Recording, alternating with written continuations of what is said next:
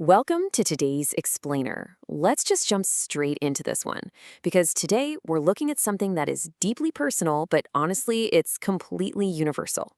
We're exploring a recent blog post by Adam Richardson over on his site, NE63 Haiku.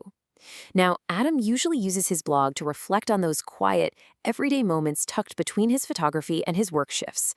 But in this particular post, he holds up this perfect, undeniable mirror to our own midlife exhaustion. We're going to really unpack his experience with burnout, that creeping sense of social isolation, and why, eventually, hitting the brakes becomes absolutely necessary. So Adam frames this entire grueling week around a massive shift in the weather, and he captures it in this really vivid haiku. Mjolnir strikes the skies, flooding streets, halting progress, tiredness, and rest. He talks about how days of just stifling, intense sunshine and this unprecedented UK heatwave were suddenly ripped open by violent Friday thunderstorms. And as we're going to see, this literal weather outside perfectly matches his own internal mental burnout. You know that feeling? The tension builds, the heat becomes just totally unbearable, and eventually the storm simply has to break. I want you to ask yourself something right now. When was the last time you felt like just you, completely separate from the relentless, grinding demands of your daily obligations? Because this is the exact mental brick wall that Adam hit. He realized he'd been carrying this massive, heavy load of expectations for so long, and underneath it all, he felt like he was losing the actual core of who he was.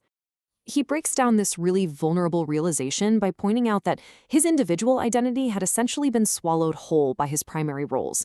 He's a father, a husband, a work colleague. And look, these are incredible, vital responsibilities. But he realized that over the years, while pouring literally everything he had into those roles, his own personal friendships had just kind of faded away. He suddenly found himself trapped in this profound sense of isolation, totally lacking any real connections outside of his immediate day-to-day duties. Section 1. The heat wave of life, social drought, and anxiety.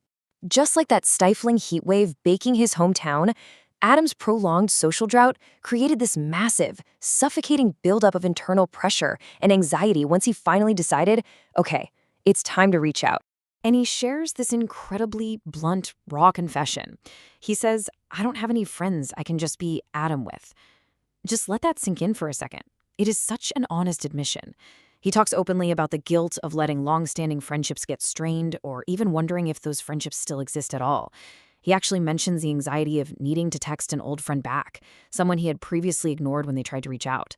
The absolute dread of reconnecting, of wondering, do I even know this person anymore? It became this massive mental hurdle for him. Let's look at how this grueling week actually plays out. Wednesday, he commits to a nervous 8-a-side football game.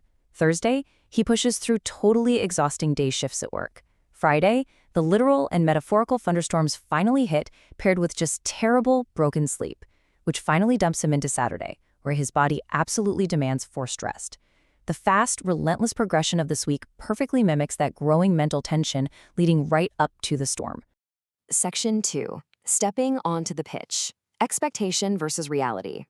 So on Wednesday evening, Adam actually decided to go play that 8-a-side football match.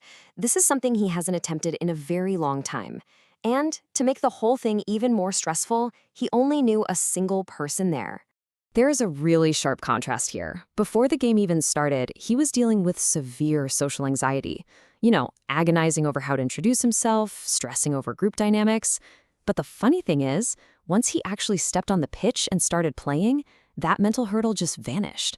Only it was immediately replaced by a harsh physical reality.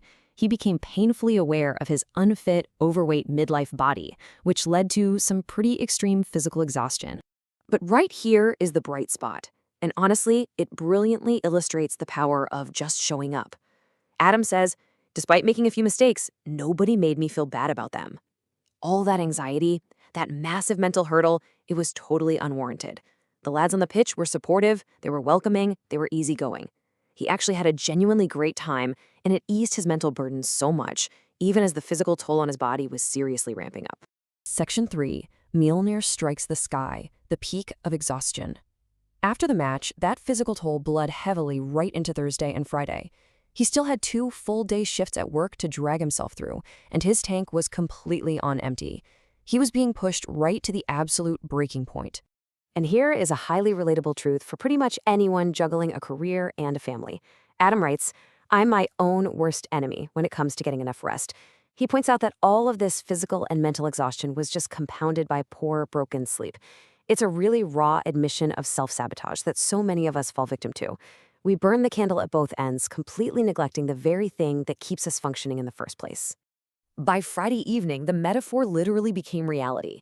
These massive thunderstorms and torrential rain caused flooding in his hometown, physically halting all progress in the streets. Internally, Adam matched this exact state. He was completely exhausted, totally drained, and in desperate need of a drastic slowdown. The storm literally forced his world to a physical halt, perfectly matching his body's desperate, screaming need to just stop. Section 4. The Art of Recalibration, a Forced Slowdown. So, as the intense weather finally passed, Adam moved into a much more deliberate, gentle change of pace. His recovery routine on Saturday was just beautifully simple. First, he helped his daughter, Grace, get ready for her dance school costume fitting. After that, he checked the hot tub water. And finally, he just sat and watched Netflix until lunchtime. That's it. True recovery isn't actually complex, is it? It doesn't require booking some massive, expensive retreat. Most of the time, it is just a series of small, slow, intentional acts of normal life. And there is one huge, foundational victory we have to celebrate here. 7. Adam managed to get 7 solid hours of sleep on Friday night. After a week of broken rest, anxiety, and self-sabotage, those 7 hours were an absolute game changer. It was the crucial first step he needed to start stripping his life back down to its bare essentials. But Adam is wonderfully grounded about all of this. He asks, will it fix my problems? And his answer? No. That is such a punchy, honest realization. One single day of watching Netflix and getting a decent night's sleep is not some magic cure for midlife fatigue. It won't instantly fix a lost sense of identity, and it won't instantly repair faded friendships. The problems are still there, waiting for him.